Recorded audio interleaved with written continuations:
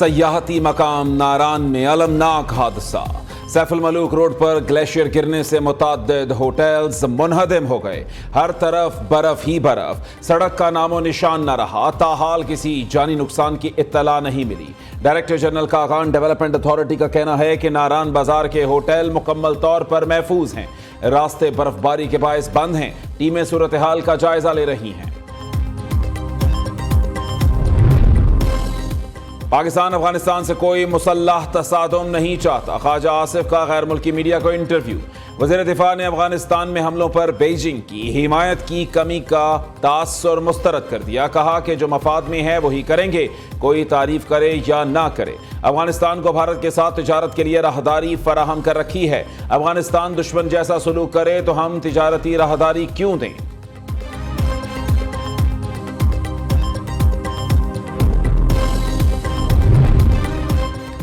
پاکستانی سمندری حدود میں 8 بھارتی کشتیوں کی غیر قانونی سرگرمیاں۔ پاکستان میری ٹائم سیکیورٹی ایجنسی کی کارروائی۔ جہاز PMSA نے 8 بھارتی کشتیوں کو گھیر لیا۔ ایک کشتی پر ٹیم اتری تو بھارتی ماہی گیروں نے رفتار بڑھا کر بھاگنے کی کوشش کی، جس کے نتیجے میں کشتی PMSA جہاز سے ٹکرا کر الٹ گئی۔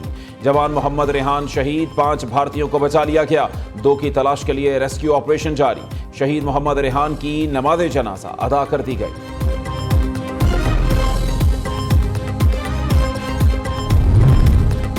بھارت میں عام آدمی پارٹی کے رہنما اور دلی کے وزیر اعلیٰ اروند کیجریوال شراب پالیسی کیس میں گرفتار۔ بھارتی میڈیا کے مطابق اروند کیجریوال پر منی لانڈرنگ کے الزامات ہیں۔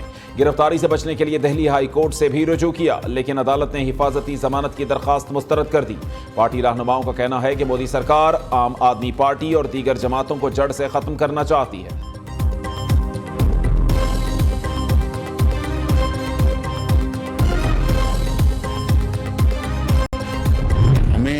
جہاں پر اپنی جو معاشی استحکام لے کے آنا ہے، اس کو ابھی ہم نے اس میکرو لیول سٹیبلٹی کو ہم نے آگے لے کر جانا ہے، اور جس کے لیے یہ بات طے ہے کہ ایک اور ایگریمنٹ کے بغیر ہمارا گزارا نہیں ہے۔ لیکن کیا اس سے معاشی استحکام آ جائے گا؟ کیا اس سے جو ہماری جو گروتھ ٹریجیکٹری ہے وہ بڑھنا شروع ہو جائے گی؟ کیا اس سے ملک کے اندر خوشحالی کا ایک انقلاب آ جائے گا؟ ایک بہت بڑا ایک سوال ہے جس کا ہمیں جواب اس کے صحیح پرسپیکٹو میں دینا ہوگا۔ یہ پروگرام جو ہے، جو ہمیں مزید ایک اور پروگرام چاہیے، اس میں ہم نے اس پروگرام کے ساتھ ساتھ ڈیپ روٹڈ اسٹرکچرل ریفارمز لے کے آنی ہیں۔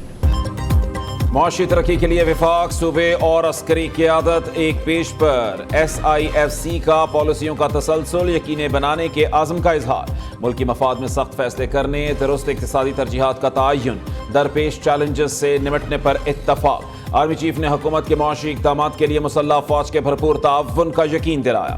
وزیر اعظم شہباز شریف نے ایپیکس کمیٹی اجلاس سے خطاب کرتے ہوئے کہا کہ معاشی چیلنجز درپیش، IMF کا ایک اور پروگرام درکار ہے، اس کا دورانیہ 2 یا 3 سال ہو سکتا ہے۔ مستقبل میں بہت کڑے فیصلے کرنا ہوں گے۔ وفاق اکیلا چیلنجز کا مقابلہ نہیں کر سکتا، سب کو مل کر کام کرنا ہوگا۔ امید ہے سیاسی اختلافات بالائے طاق رکھ کر سب مل کر بیٹھیں گے۔ SIFC اہم پلیٹ فارم ہے جسے جاری رکھا جائے گا۔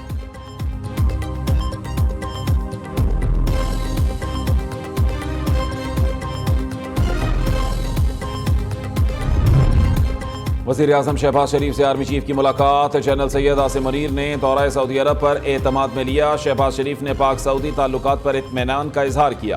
دہشت گردی کے خلاف جاری انٹیلیجنس بیسڈ آپریشنز کے نتائج پر بھی تبادلہ خیال کیا گیا۔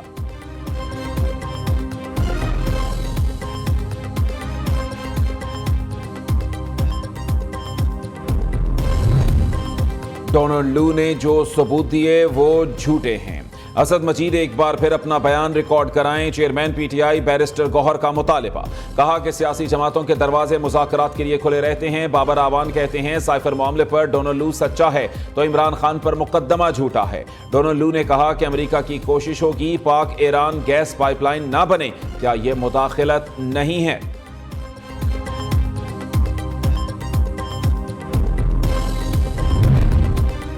بانی پی ٹی آئی نے سیاست بچانے کے لیے سائفر کا جھوٹا بیانیہ بنایا. ڈونلڈ لو نے ہی نہیں بلکہ اسد مجید نے بھی دعووں کو مسترد کیا. سندھ کے سینئر وزیر شرجیل میمن نے کہا کہ جو کانگریس ممبر فلسطینیوں کی نسل کشی کا حامی وہ بانی پی ٹی آئی کا بھی حامی ہے. پی ٹی آئی کو 2018 میں جتوانے کے لیے ووٹرز کے ساتھ گو سلو پالیسی رکھی گئی.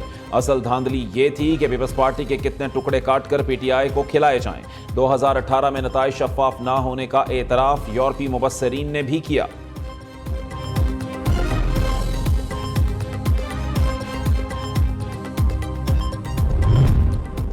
اندر سے ٹی ٹی پی باہر سے پی ٹی آئی ملک پر حملہ آور ہے. بانی تحریک انصاف اور سابق صدر پر غداری کا مقدمہ چلایا جائے. نون لیگی رہنما طلال چودھری کا مطالبہ.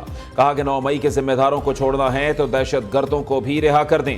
ڈونلڈ لو نے پی ٹی آئی سربراہ کو جھوٹا قرار دیا. امریکہ میں آئی ایم ایف دفتر کے باہر مظاہرہ ملک دشمنی تھی.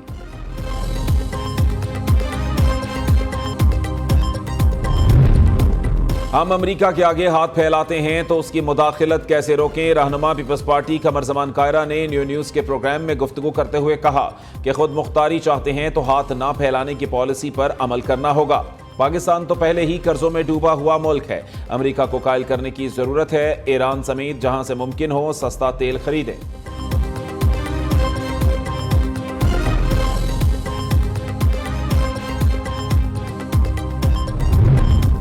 حکومت کا ملک بھر میں بجلی اور گیس چوروں کے خلاف کریک ڈاؤن کا فیصلہ. وزیر اعظم شہباز شریف سے وفاقی وزیر داخلہ محسن نقوی کی ملاقات. وزیر اعظم نے ہدایت کی کہ بجلی چوروں کے خلاف سخت کارروائی نرمی نہ برتی جائے. محسن نقوی نے بتایا کہ بجلی اور گیس چوروں کے خلاف اسپیشل ٹیمیں تشکیل دے دی ہیں.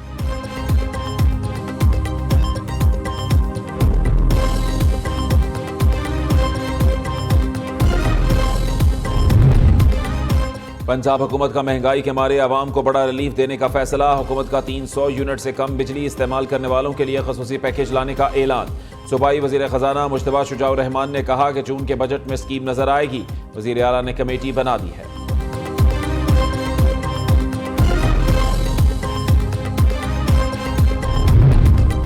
تاجروں سے بجلی بلز کے ذریعے ٹیکس لینے کی اسکیم تیار. 35 لاکھ دکانداروں کو ٹیکس نیٹ ملایا جائے گا.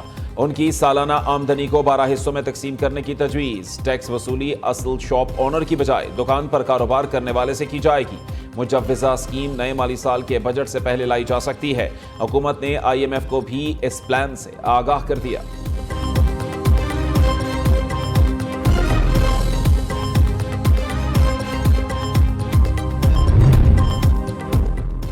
انرجی سیکیورٹی ترقی یافتہ اور ترقی پذیر ممالک کے لیے اہم ترجیح ہے. ہمیں صاف اور سستی توانائی کی ضرورت ہے. وزیر خارجہ اسحاق ڈار کا برسلز میں جوہری توانائی سربراہی اجلاس سے خطاب. کہا کہ ماحول دوست اور سستی نیوکلیئر انرجی ضروریات کے لیے بہتر آپشن ہے.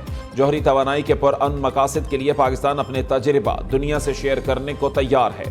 ماحول دوست جوہری توانائی مستقبل کے لیے قابل عمل حل پیش کرتی ہے.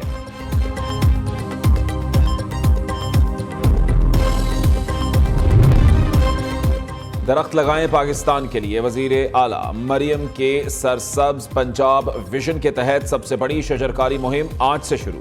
مریم نواز نے وزیر اعلیٰ سیکریٹریٹ کے لان میں پودا لگایا. صوبے کی عوام سے بھی شجرکاری مہم میں بھرپور حصہ لینے کی اپیل.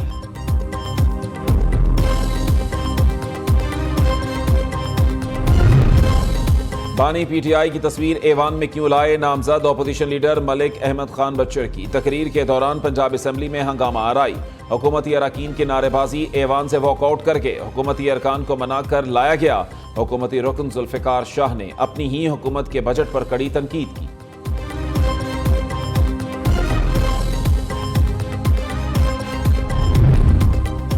تحریک انصاف الیکشن میں مبینہ دھاندلی کے خلاف احتجاجی تحریک کے لیے متحرک. اسد کیسر کی سربراہی میں وفد کی امیر جماعت اسلامی سراج الحق سے ملاقات. موجودہ سیاسی صورتحال پر تفصیلی گفتگو کی گئی.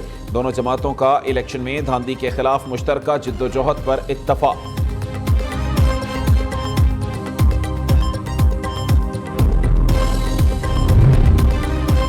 پرویز الہی کا اڈیالہ جیل میں گر کر زخمی ہونے کا واقعہ. واش روم میں گرنے سے پرویز الہی کی 4 پسلیاں ٹوٹی.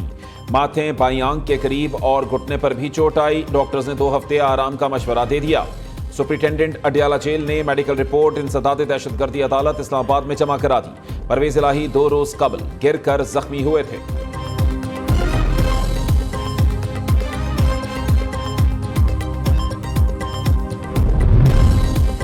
ایک اور لاپتہ فرد کی حقیقت آشکار، گوادر حملے میں کالعدم بلوچ اسٹوڈنٹس آرگنائزیشن کے ملوث ہونے کی تصدیق۔ ہلاک دہشت گردوں میں کریم جان بھی شامل۔ تربت کا کریم جان 25 مئی 2022 کو لاپتہ ہوا تھا۔ اس سے قبل دہشت گرد امتیاز احمد اور عبدالودود صادقزئی سیکیورٹی فورسز کی کارروائی میں مارے گئے تھے۔ لاپتہ افراد کے نام پر پروپیگنڈا کرنے والے ملک میں بد امنی پھیلا رہے ہیں۔ جبری گمشدگیوں کی اصل حقیقت دہشت گرد کریم جان، امتیاز احمد اور عبدالودود جیسی ہے۔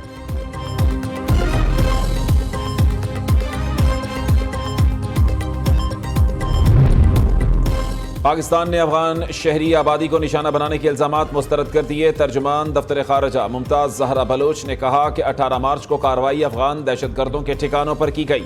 پاکستان افغانستان کی علاقائی خود مختاری کا احترام کرتا ہے۔ یہ کارروائی افغان عوام اور فوج کے خلاف نہیں کی۔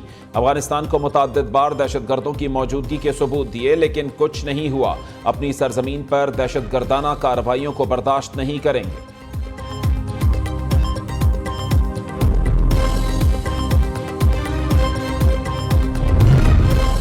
کور کمانڈر کراچی کا PNS شفا کا دورہ۔ گوادر میں زخمی ہونے والے پاک فوج کے دلیر سپاہیوں کی عیادت کی۔ کہا کہ پاک فوج کے جوان دشمن کے سامنے سیسا پلائی دیوار ہیں۔ دہشت گرد اپنے مذموم مقاصد میں کبھی کامیاب نہیں ہو سکتے۔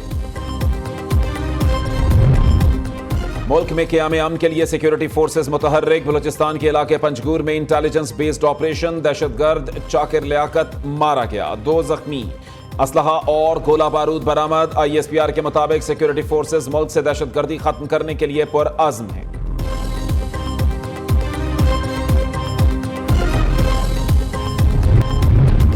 انتخابات سے قبل ترکیہ میں معاشی بحران۔ افراط زر کی بگڑتی صورتحال سے نمٹنے کے لیے شرح سود میں بے پناہ اضافہ۔ مرکزی بینک نے شرح سود 50% مقرر کر دی۔ ماہرین کے مطابق یہ فیصلہ مرکزی بینک کو سیاسی دباؤ سے آزاد ظاہر کرنے، بڑھتی مہنگائی روکنے کے عزم کا اشارہ ہے۔